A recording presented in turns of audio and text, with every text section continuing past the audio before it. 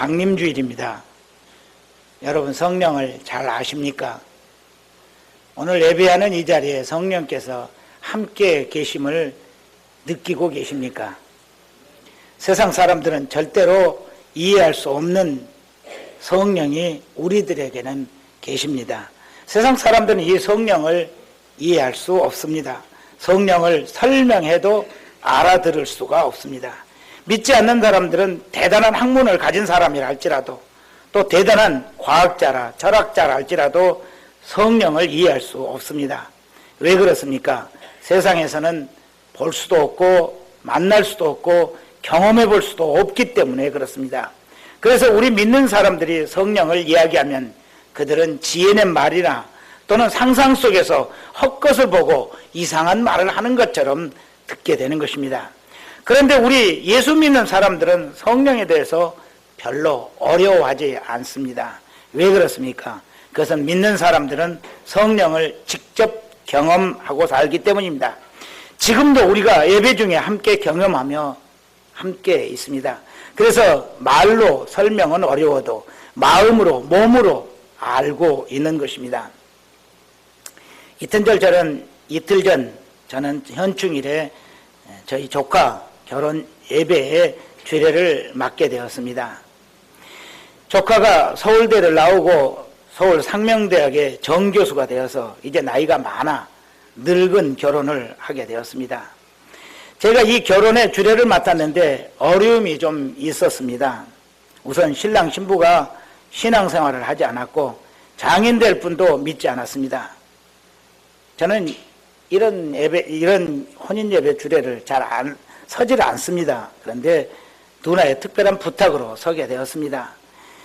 그러다 보니 하객들도 거의 다 믿지 않는 사람들이 모이게 됩니다. 그러니 어떻습니까?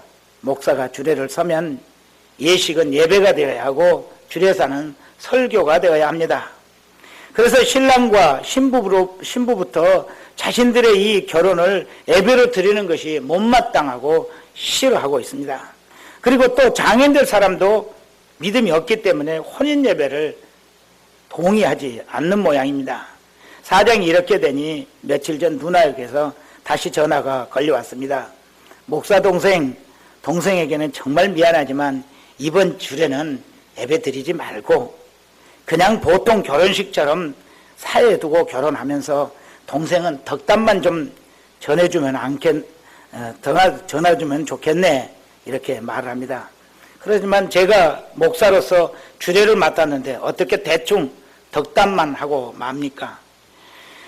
하나님께서 주신 직분, 목사 직분에 충실하지 못하는 것은 저로서는 할 수 없는 일입니다.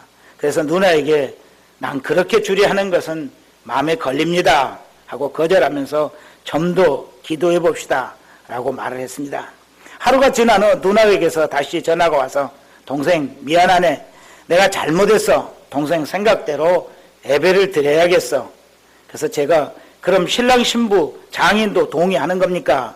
했더니 신랑이 아무리 생각해도 애삼촌 생각이 맞는 것 같습니다 하면서 동의를 했다고 합니다. 참 다행입니다. 제가 예배를 고집하는 것은 나를 위한 것은 아닙니다. 지금은 그들 신랑 신부가 믿음이 없어서 잘 이해하지 못하지만 결혼은 하나님께 예배드리고 하나님께 서약하고 하나님의 도우심을 받아 살 때에 행복할 수 있다는 믿음과 또 나중에 그들에게 믿음이 생기고 자녀들이 자라게 되면은 이 혼인 예배가 얼마나 복된 것인지를 그들이 깨닫게 될 것이 분명하기 때문에 제가 이것을 주장하는 것이죠. 그리고 목사가 하나님의 종으로서 직분을 가지고 그 직분에 합당하지 못하게 세상 풍습과 적당히 혼합하는 그런 것은 신앙 양심에 걸리기 때문에 허락할 수가 없었습니다. 그런데 다행히 예배를 드리게 되었습니다. 그렇지만 문제가 다 해결된 것은 아닙니다. 하객들이 거의 믿지 않는 사람들이니 찬송 시간도 어려움이 있을 것이고 또 설교를 듣는 사람들이 잘 알아들을지 못할 것이기 때문에 또 복음을 전하면 반발하는 사람들도 생기고 웅성웅성 시끄러워지면 예배가 경건하지 못하게 되면 어쩌나 하는 염려가 생겼습니다. 이런 것들은 제가 해결할 수 없는 문제들이죠. 이럴 때 우리는 어떻게 해결합니까? 새벽 예배 때 성도들에게 합심 기도를 부탁드렸습니다. 예배가 경건하게 드려지게 하시고 복음을 잘 전하게 하시고 믿지 않는 사람들도 진지하게 듣고 그 복음의 마음문을 열고 믿음의 길로 들어서게 해달라고 우리는 합심해서 기도를 했습니다. 어떻게 되었을까요? 혼인 예배를 드리며 기도하고 찬송했습니다. 설교를 통해서 복음을 전했습니다. 하객들에게 진짜 크리스찬과 가짜 크리스찬을 구별하는 방법을 가르쳐 드리겠다고 했습니다. 그리고 진짜 크리스찬을 구별하는 3가지 기준을 제시했습니다. 진짜 크리스찬 그런 사람들은 어떤 사람입니까? 첫째는 자신이 하나님 앞에서 죄인임을 인정하고 오직 예수 그리스도의 십자가 보혈로만 죄 씻음을 받을 수 있다는 믿음을 갖는 사람, 이 사람이 그리스도인입니다. 이게 첫 번째 조건입니다. 그러면 다 된 것이 아니죠. 2번째 조건이 있습니다. 십자가에 죽으신 예수 그리스도는 죽은 지 사흘 만에 다시 살아나신 부활하신 하나님의 아들이심을 믿어야 합니다. 이게 2번째 조건이죠. 3번째 조건은 무엇입니까? 부활하신 하나님의 아들 예수 그리스도는 믿는 자들을 천국으로 인도하시기 위해서 다시 이 땅에 오실 재림의 구주이심을 믿는 사람들, 이 사람들이 크리스찬이죠. 목사라고 크리스찬이 아닙니다. 장로라고 권사라고 크리스찬이 아닙니다. 교회를 많이 다니고 기도를 오래 한다고 크리스찬은 아닙니다. 이 3가지를 분명하게 믿어야 진짜 크리스찬인 것이죠. 그런데 참 신비하게도 모든 하객들이 아주 진지하게 잘 들었습니다. 아무도 옆 사람과 말하거나 눈을 돌리지도 않았습니다. 정말 진지하게들 들으셨습니다. 지죽은 듯 조용했고 모든 사람들이 잘 경청했습니다. 이 복음을 2번 반복해서 전했습니다. 저는 또 그들이 집에 돌아가서 다시 생각하고 부활의 주님을 만나게 되기를 기도했습니다. 예배와 설교는 대성공을 이루게 되었습니다. 그런데 어떻습니까? 이것이 제가 한 것이겠습니까? 아닙니다. 제가 한 것이 아닙니다. 그러면 누가 한 것입니까? 바로 성령께서 역사하신 것입니다. 우리는 이렇게 성령이 하시는 일들을 느끼고 또 보고 경험하며 살고 있습니다. 그래서 성령께서 계심을 의심하지 않습니다. 늘 성령님과 함께 살고 성령님의 도우심을 받아 하나님의 일을 합니다. 또 하나님께 영광을 돌리며 사는 삶을 기뻐하고 소망합니다. 오늘은 성령 강림주일입니다. 이렇게 우리가 함께하며 우리와 함께 하시며 우리가 할 수 없는 일들을 이루시는 성령님이 오신 그 날을 기념하는 날입니다. 오늘이 성령 강림주일인 것은 성령님이 처음 믿는 사람들에게 임하시던 날을 기념하기 위해서 정해진 것입니다. 우리 주님 예수님은 십자가에서 죽으셨는데 놀랍게도 사흘 만에 무덤문을 여시고 다시 살아나셨습니다. 부활하셨습니다. 그리고 40일을 계시며 제자들에게 자신을 보이시고 부활을 믿도록 도와주셨습니다. 그리고 주님은 승천하셨는데 승천하실 때 제자들에게 이리 말씀하셨죠. 너희는 예루살렘을 떠나지 말고 아버지께서 약속하신 성령을 기다리라. 너희는 예루살렘을 떠나지 말고 아버지께서 약속하신 성령을 기다리라. 이렇게 말씀하셨습니다. 이 말씀을 들은 제자들이 어떻게 합니까? 주님의 말씀대로 예루살렘으로 가서 마가의 집 다락방에서 열심히 간절히 기도했습니다. 그렇게 기도에 열중하는데 10일 되었을 때에 온 방에 강한 바람 소리가 들렸고 성령이 불꽃 모양으로 각 사람 머리 위에 임하셨습니다. 성령이 불꽃 모양으로 사람들 머리에 임한 것입니다. 여러분 여기 꽃꽂이를 보시면은 오늘 성령주의를 맞이해서 불꽃처럼 이렇게 꽃꽂이를 하셨습니다. 이것은 바로 성령이 임하실 때 사람들에게 이런 모양으로 임하셨다는 것을 상징하고 있습니다. 이것이 처음 성령이 사람들에게 임하신 사건이었습니다. 그리고 그 이후 믿는 모든 사람들 마음에 성령께서 임재하시게 된 것입니다. 그리고 지금도 예수님을 구주로 믿는 사람들에게는 성령이 임하여 계시고 떠나지 않습니다. 또 성령이 임하시면 모든 사람들은 구원의 감격을 느끼게 되고 예수님을 주로 시인하며 주님이라 부르게 되는 것입니다. 그리고 그 성령님은 우리를 믿음 가운데로 인도하고 계십니다. 그렇다면 성령의 본질은 무엇입니까? 성경은 하나님의 영, 예수의 영이라고 말합니다. 이것은 성령이 바로 하나님께서 보내주시는 것이고 또 예수님께서 보내주시는 것이기 때문에 이렇게 하는 것이죠. 그런데 이 성령은 생명을 가지고 계십니다. 또 인격을 가지고 계십니다. 능력이 많습니다. 성령님은 사실은 또 다른 하나님이신 것이죠. 그래서 우리는 성령을 그냥 성령이라고 말하지는 않습니다. 성령님이라는 종칭어를 붙여서 부르고 있습니다. 오늘 본문을 살펴보겠습니다. 오늘 본문의 첫 번째 보는 말씀은 세상 사람들은 성령님을 이해하지 못합니다 하는 말씀입니다. 눈 감고 말씀을 듣지 마시고 눈을 뜨고 들으시기 바랍니다. 눈 감고 잘 감상하면 잘 들릴 것 같은데 눈 감으면 졸음이 곧바로 찾아옵니다. 성령은 쫓겨나고 졸음이 자리를 잡습니다. 그래서 눈을 감지 마시고 눈을 잘 뜨고 들으시기 바랍니다. 오늘 첫 번째 보는 말씀은 세상 사람들은 성령님을 이해하지 못합니다 하는 말씀입니다. 오늘 우리가 읽은 본문에는 두 사람이 등장하죠. 누구입니까? 예수님과 니고데모입니다. 그런데 이 니고데모라는 사람이 참 재미있는 사람입니다. 이 니고데모라는 사람을 소개하면은 첫 번째는 유대인의 지도자, 두 번째는 이스라엘의 선생 랍비라는 것입니다. 세 번째는 젊은 청년이었고 큰 부자였습니다. 유대인의 종교 지도자였다는 것은 그가 사내들인 공회원이었다는 말씀입니다. 우리나라에 국회가 있듯이 그들에게는 사내들인 공회가 있었습니다. 그런데 사내들인 공회는 우리나라 국회보다 훨씬 강한 권력을 가지고 있었죠. 이 사내들인 공회는 법을 만드는 입법부 역할만 한 것이 아니라 재판까지 하는 재판부의 역할까지를 했습니다. 그러니 아주 막강한 권력을 가진 것입니다. 그리고 그는 랍비였습니다. 랍비라는 뜻은 모르는 것이 없는 사람이라는 의미를 갖습니다. 모르는 것이 없습니다. 성경과 역사, 율법과 관례와 판례까지 모르는 것이 없습니다. 뿐만 아니라 히브리어뿐만 아니라 헬라어, 라틴어까지 능통해야 합니다. 또 당시 이 니고데모는 젊은 청년이었고 20대 초반의 젊은 청년이었는데 또 대단히 큰 부자였다고 합니다. 오늘로 말하면은 최고의 신랑감인 셈입니다. 머리도 똑똑하고 돈도 많고 권력까지 있습니다. 그런데 이 니고데모가 더 기가 막히도록 똑똑하고 훌륭한 것은 그가 예수님을 찾아왔다는 사실입니다. 2절을 우리 함께 읽겠습니다. 시작. 그가 밤에 예수께 와서 이르되 랍비여 우리가 당신은 하나님께로부터 오신 선생인 줄 아나이다.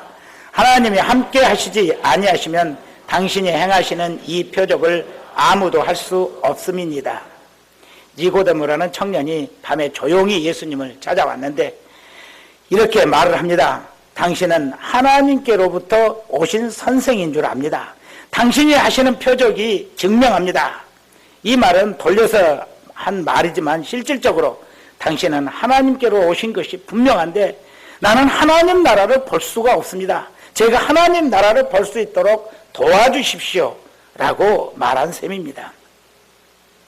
그렇습니다. 니고데모는 세상 기준으로는 부족함이 없었습니다. 왜 그렇습니까? 그는 똑똑하고 공부도 잘하고 부자이고 권력이 있었습니다. 그런데 그의 마음에는 행복이 없었습니다. 그 이유는 바로 하나님 나라가 그에게 없었기 때문입니다. 자기는 모든 것을 다 아는 것 같고 성경까지 다 알고 역사도 바삭하고 그리고 선지자들의 말씀도 알고 믿는데 이상하게 자기는 하나님 나라를 볼 수는 없었습니다. 그래서 밤에 조용히 예수님을 찾아온 것이죠. 그가 생각하기에는 시골 출신인 이 예수는 다른 랍비들, 다른 선지자들과는 완전히 달랐습니다. 권력도 없고 부자도 아니었지만 그의 얼굴에는 평안이 가득한 빛이 광채가 나고 모든 사람들을 사랑하고 돕는 인자함이 넘치고 있었습니다. 권력자들 앞에서도 당당하셨고 행하시는 모든 일들이 하나님의 영광만을 위한 이해하는 것임을 그는 발견할 수 있었던 것입니다. 정말 똑똑한 사람 니고데모입니다. 그런데 그도 하나님 나라를 볼 수 없다는 답답함 그리고 안타까움이 있었습니다. 하나님 나라를 볼 수 있게 해달라는 니고데모의 청을 들으신 예수님의 답변이 무엇입니까? 3절입니다. 우리 다시 함께 읽습니다. 시작. 예수께서 대답하여 이르시되 진실로 진실로 내게 이르노니 사람이 거듭나지 아니하면 하나님 나라를 볼 수 없느니라. 거듭나야 한다는 것입니다. 다시 태어나야 한다는 것입니다. 그러자 니고데모는 더 놀랐습니다. 그래서 이렇게 질문합니다. 사람은 늙으면 어떻게 다시 날 수 있습니까? 두 번째 모태에 들어갔다가 다시 날 수 있겠습니까? 참 똑똑한 사람이 실망스럽게도 너무 어리석은 말을 하고 말았습니다. 주님의 말씀을 전혀 이해하지 못했습니다. 모태에 다시 들어갔다가 나오는 것, 그 정도밖에는 생각할 수 없는 사람이었습니다. 그러자 친절하신 예수님께서는 다시 설명해 주십니다. 5절입니다. 함께 읽습니다. 예수께서 대답하시되 진실로 진실로 내게 이르노니 사람이 물과 성령으로 나지 아니하면 하나님 나라에 들어갈 수 없느니라. 예수님은 거듭나는 것은 물과 성령으로 다시 태어나는 것이라 말씀해 주신 것입니다. 그렇습니다. 우리 인간들은 태어나는 것이 어머니 뱃속에서 태어나는 것만을 생각합니다. 그런데 하나님은 우리를 다시 낳으셨다고 말씀합니다. 하나님은 우리를 여자의 뱃속에서 다시 태어나게 하신 것이 아니라 물과 성령으로 태어나게 하셨다는 것입니다. 물과 성령으로 태어났다는 것은 죄를 씻어버리고 성령으로 새 생명을 얻게 하셨다는 말씀입니다. 여러분, 이 말씀을 잘 이해하시기 바랍니다. 우리의 몸은 어머니에게서 태어납니다. 그런데 우리는 몸으로만 구성된 사람이 아닙니다. 우리는 몸 안에 영혼이 있습니다. 영이 있습니다. 이 영이 하나님으로부터 다시 태어나야 한다는 것입니다. 하나님으로부터 다시 태어나는 하나님의 새 생명을 얻어야 한다는 것입니다. 하나님께서 물과 성령으로 우리의 영을 새롭게 하심으로써 우리가 하나님의 아들로 태어날 수도 있다는 것입니다. 그러면 하나님의 아들이 되는 것입니다. 그래서 그 사람들은 하나님을 뭐라고 부릅니까? 아버지, 아빠, 아버지라고 부르게 되는 것입니다. 그런 사람이 드디어 하나님을 아버지, 아빠, 아버지라고 부르게 되는 것입니다.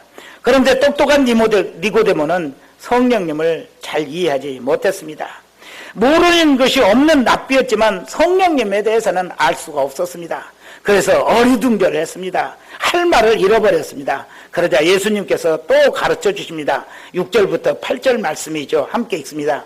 육으로 난 것은 육이요 영으로 난 것은 영이니 내가 내게 거듭나야 하겠다는 말을 놀랍게 여기지 말라.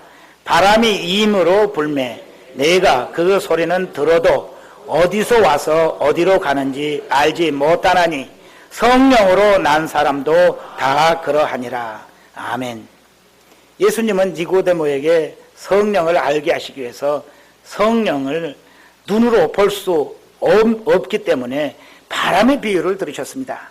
바람 역시 사람의 눈에 보이지는 않지만 바람이 불기 때문에 나뭇잎이 흔들리는 것이고 우리의 살갗이 시원함을 느끼는 것처럼 성령이 눈에 보이지 않지만 성령이 역사하시는 사람들의 사는 모습을 볼 수 있고 그 사람들의 사는 모습을 보면은 깨닫고 느낄 수 있다는 것입니다. 이 성령의 역사는 이 땅에서 이루어지는 일인 것이죠. 그런데 지금 예수님께서 이 땅에서 이루어지는 일을 말씀하셔도 똑똑한 니고데모가 믿지를 못하고 깨닫지를 못하는데 어떻게 내가 하나님 나라의 말을 설명한다고 이해하고 믿을 수 있겠느냐는 것입니다. 사랑하는 성도 여러분, 세상 사람들은 우리들에게 뭐라고 말합니까? 천국을 어떻게 믿느냐고 말을 합니다. 그런데 설명을 해줘도 그들이 알 수 없는 것이죠. 이처럼 세상 사람들은 하나님의 일을 알 수가 없습니다. 그들은 세상의 모든 것을 다 아는 것처럼 착각하고 살지만 성령님께서 아주 가까이 있는 사람에게서 역사하시는 그것을 이해조차 하기를 어려워하는 것입니다. 사랑하는 여러분, 그렇지만 여러분은 이 중요한 일을 절대로 모르고 놓치고 사시는 일이 없도록 하시기 바랍니다. 세상의 부와 권력, 지식보다도 더 소중한 하나님 나라의 일, 성령에 대해서 분명히 아셔야 합니다. 이 성령님을 마음에 모시는 축복의 길 가시길 간절히 축원합니다. 두 번째 우리가 살펴보는 말씀은 우리는 성령님이 하시는 일을 볼 수 있습니다 하는 말씀입니다. 우리 성경 말씀을 펴서 한번 읽어보시면 좋겠는데요. 성경을 찾을 수 있는 분들은 갈라디아서 5장 18절에서 23절을 한번 찾아보십시오. 신약성경 308쪽입니다. 갈라디아서 5장 18절에서 23절입니다. 뭐 다 안 찾으셔도 상관은 없습니다.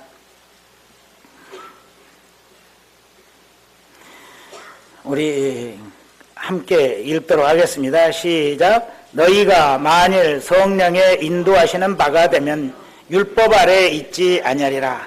육체의 일은 분명하니 곧 음행과 더러운 것과 호색과 우상 숭배와 주술과 원수 맺는 것과 분쟁과 시기와 분냄과 당 짓는 것과 분열함과 이단과 투기와 술 취함과 방탕함과 또 그와 같은 것들이라.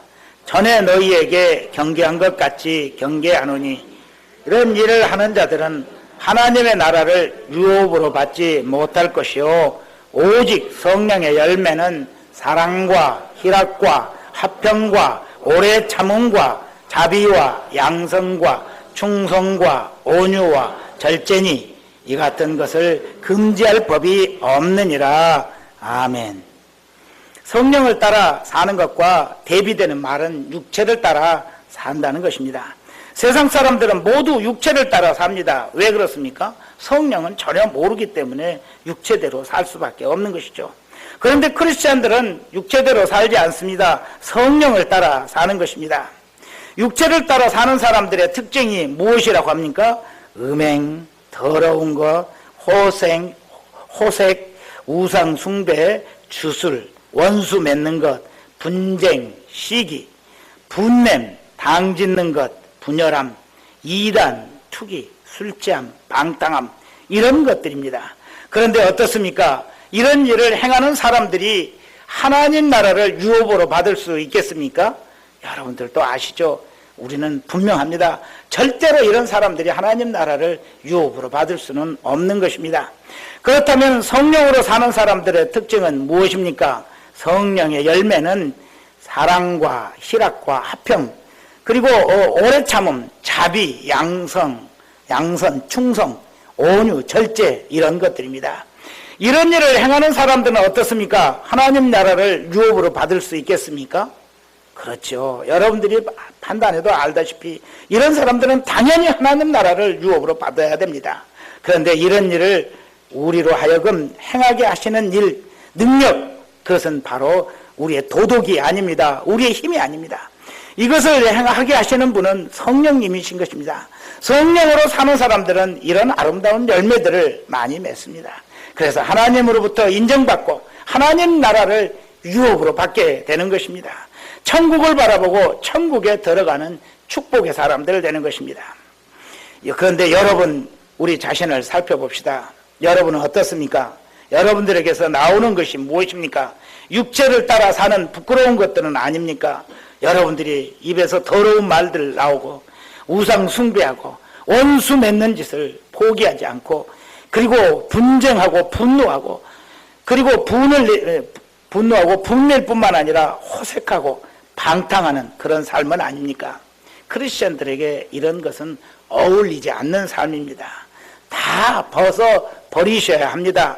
하나도 남기지 마시고 다 버리시기 바랍니다. 천천히 버리지 마시고 지금 당장 다 버려야 합니다. 그리고 오직 성령의 열매를 맺으시기 바랍니다. 형제를 사랑하고 모든 사람들과 화평하며 오래 참는 분들 되시기 바랍니다. 자비하시고 모든 사람들에게 선을 베푸는 자들 되시며 하나님께 충성하고 모든 사람에게 온유하고 범사에 절제하는 삶을 살아가시기 바랍니다. 성령의 열매를 맺고자 하십니까? 세상의 논리를 버리시기 바랍니다. 세상의 이치를 따르지 마시기 바랍니다. 기분과 느낌을 따라 살지 않도록 조심하셔야 합니다. 세상의 이치는 우리에게 억울함을 참지 말라 합니다. 세상의 논리는 선대하는 사람에게 선대하고 미워하는 자는 미워하라 합니다. 원수에게는 꼭 원수를 갚아야 된다고 합니다. 그런데 예수님은 그렇게 가르치지 않으셨습니다. 나를 억울하게 하는 사람들을 오래 참으라 하십니다. 그냥 오래 참는 것이 아니라 사랑으로 용서하고 오래 참으라 하십니다. 또 예수님은 산상수훈에서 이렇게 말씀하셨죠. 함께 읽습니다. 시작. 또 내 이웃을 사랑하고 내 원수를 미워하라 하는 말을 너희가 들었으나 나는 너희에게 이르노니 너희 원수를 사랑하며 너희를 박해하는 자를 위하여 기도하라. 이같이 한즉 하늘에 계신 너희 아버지의 아들이 되리니 이는 하나님이 그 해를 악인과 선인에게 비추시며 비를 의로운 자와 불의한 자에게 내려주심이라. 너희가 너희를 사랑하는 자를 사랑하면 무슨 상이 있으리요? 세리도 이같이 아니하느냐? 또 너희가 너희 형제에게만 무난하면 남보다 더 무엇이냐? 이방인들도 이같이 아니하냐? 아멘. 성령의 사람들은 세상의 이치, 논리를 따라 사는 것이 아닙니다. 주님의 말씀에 순종하며 사는 것입니다. 어떤 사람들은 아무리 신앙인이라도 그렇게 살 수는 없다고 말을 합니다. 예수님은 우리에게 선의 표준을 말씀하신 것이지 실질적으로 우리들이 그런 삶을 살 수는 없다고 말합니다. 그런데 그렇지 않습니다. 진짜 성령을 따라 사는 사람들은 꼭 그렇게 사는 것입니다. 여러분이 잘 아시는 손양원 목사님, 그분이 우리에게 본을 보여주셨습니다.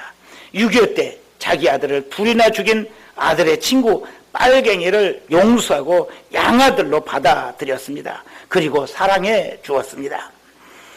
손양원 목사님의 딸이 90세에 가까이 되셨는데 그 양아들이 찾아와서 눈물로 회개하면서 잘못했다고 사과하고 하나님을 믿겠다고 약속했다고 그러시죠. 최근에 뉴스입니다. 또 성령의 사람들은 기분과 느낌으로 살지 않습니다. 우리의 기분과 느낌은 좋은 것 같지만 사탄이 개입하는 경우가 많습니다. 분위기에 쉽게 물드는 것이 기분입니다. 악한 유혹에 넘어가기 쉬운 것이 우리의 느낌입니다. 우리에게 기분대로 느낌대로 살라고 하는 것은 사탄의 음성입니다. 우리는 이런 악마의 음성을 철저히 가릴 줄 알아야 하는 것입니다. 성령을 따라 사는 사람들은 기분에 따라 흥분하지 않습니다. 기분에 따라 분노하지도 않습니다. 성령의 음성을 듣고 하나님의 뜻을 분별하는 것입니다. 그리고 그 성령의 음성에 절대 순종합니다. 흥분하여 분노해야 할 것 같은 사건 앞에서도 차분하고 온유할 수 있는 것입니다. 미움의 말 대신에 사랑의 말, 위로의 말을 하는 것입니다. 느낌을 따라 행동하지 않습니다. 성령의 음성을 들으려 합니다. 그리고 그 음성에 순종하는 것입니다. 이렇게 사는 것이 힘들 것이라고 생각되십니까? 그런데 그렇지가 않습니다. 그렇게 사는 것이 대단히 기쁘고 행복한 것입니다. 자신의 기분이나 느낌으로 살지 않아도 힘든 것이 아닙니다. 죄를 짓지 않고 하나님께서 기뻐하시는 일을 했다는 기쁨이 그 사람 마음에 충만하게 되는 것입니다. 이런 기쁨은 성령의 음성을 듣고 성령의 음성을 따라 사는 사람들에게 하나님께서 더할 수 없이 큰 기쁨을 주시는 것입니다. 자신이 세상의 유혹에 넘어가지 않고 하나님을 기쁘시겠다는 승리감을 맛보며 사는 기쁨이 있는 것입니다. 그리고 그 기쁨을 위해서 더 성령의 음성에 민감하고 성령을 따르는 삶을 살며 성령의 열매를 풍성히 맺게 됩니다. 여러분 모두 이런 성령의 사람들 되시길 간절히 축원합니다. 세 번째 보는 말씀은 성령을 따라 사는 사람들에게는 하나님의 나라가 약속되었다는 말씀입니다. 여러분 천국을 믿습니까? 이 세상이 끝나면 천국이 기다리고 있음을 알고 계십니까? 천국은 하나님의 나라입니다. 예수님은 우리에게 천국이 있다고 분명히 말씀하셨죠. 세상 사람들은 우리들에게 천국이 어디 있냐고 묻습니다. 천국을 보여달라고 합니다. 그런데 이 세상에서는 천국을 볼 수가 없는 것입니다. 그런데 이 땅에 사는 사람들이 천국을 볼 수 있는 유일한 한 길이 있습니다. 오직 한 길, 그것은 성령을 통해서만 볼 수가 있습니다. 오직 천국에 계시는 하나님께서 보내신 성령님을 통해서만 우리가 천국을 느끼고 알 수 있습니다. 그래서 믿는 사람들은 천국을 알고 있습니다. 성령님은 세상의 이론과 과학으로는 설명할 수도 없고 증명할 수도 없는 것이 천국이지만, 그렇지만 성령님은 분명히 우리 안에 계시며, 그리고 천국을 우리들에게 알게 하시고 믿게 하시고 하나님의 약속임을 우리들이 깨닫게 합니다. 우리가 믿는 예수님은 천국 하나님 나라에서 오신 분이시죠. 요한복음 8장 42절은 이렇게 말씀합니다. 함께 읽습니다. 시작. 예수께서 이르시되 하나님이 내 아버지였으면 너희가 나를 사랑하였으리니 이는 내가 하나님께로부터 나와서 왔음이라. 나는 스스로 온 것이 아니요 아버지께서 나를 보내신 것이니라. 그렇습니다. 예수님은 천국에 계시는 하나님으로부터 오신 하나님의 아들이십니다. 그런데 오직 예수님만이 천국을 제대로 아시는 분입니다. 그래서 사람들은 누구도 천국에 대해서 논할 수 없습니다. 그것은 사람들 중에서 천국을 본 사람이 없기 때문입니다. 천국을 보지 못한 사람들이 어떻게 천국을 논한다는 말입니까? 어불성설입니다. 우리가 어떻게 뉴욕을 가보지 못하고 뉴욕을 아는 것처럼 말할 수 있겠습니까? 누가 뉴욕을 가보지 않고 뉴욕이 있다 없다 말할 수 있겠습니까? 뉴욕에서 온 사람만이 뉴욕의 존재를 말할 수 있는 것입니다. 마찬가지로 천국에서 오신 예수님만이 천국을 논할 수 있는 것이죠. 우리가 천국을 믿는 것은 천국에서 오신 예수님께서 천국이 있다 이렇게 말씀하시고 천국은 어떤 곳이라고 말씀하셨기 때문에 우리는 천국을 믿는 것입니다. 그런데 이 천국을 믿는 것은 우리의 이성으로, 우리의 과학으로 믿어지는 것이 아닙니다. 우리가 천국을 믿게 된 것은 하나님께서 보내신 성령님이 우리 안에 내주에 계시며 예수님께서 하신 말씀이 참이라고 우리들에게 증거해 주시기 때문에 우리가 의심 없이 천국을 믿게 된 것입니다. 천국을 믿는 사람들이 어리숙한 사람들이 아닙니다. 뛰어난 과학자들이 믿습니다. 뛰어난 의학 박사들도 믿습니다. 뛰어난 학문을 가지고 합리적인 생각을 하는 사람들이 믿습니다. 그러나 일자무식 전혀 배우지 못한 사람들도 믿습니다. 왜 그렇습니까? 그것은 그들이 모두 성령으로 믿게 되었기 때문입니다. 성령을 받은 사람들이 예수를 믿습니다. 하나님을 믿습니다. 부활을 믿습니다. 재림을 믿습니다. 천국을 믿습니다. 영생을 믿는 것입니다. 그리고 성령의 음성에 민감하고 성령의 요구를 따라 살게 되는 것입니다. 그래서 그들은 성령 사랑과 자비와 온유의 열매를 맺게 되는 것입니다. 그들은 세상에 평화를 심으며 만나는 모든 사람들에게 행복을 선물하게 되는 것입니다. 말씀을 맺습니다. 사랑하는 여러분, 성령을 받으시기 바랍니다. 그리고 또한 성령 충만하시기 바랍니다. 성령님은 하나님께서 주신 것입니다. 또 예수님께서 보내주신 것입니다. 성령을 받고자 하는 사람들은 이렇게 기도해야 하는 것입니다. 함께 읽어볼까요? 시작. 하나님, 나도 성령을 받고 싶습니다. 예수님을 믿고 성령을 받게 하옵소서. 구원에 이르게 하옵소서. 성령을 마음에 모시고 성령의 음성을 듣게 하옵소서. 그래서 하나님이 기뻐하시는 삶을 살고 세상에 평화를 심게 하옵소서. 그렇게 기도하시는 것입니다. 오늘 집에 돌아가시면 조용히 무릎을 꿇고 하나님께 방금 들었던 말씀들을 기도하시기 바랍니다.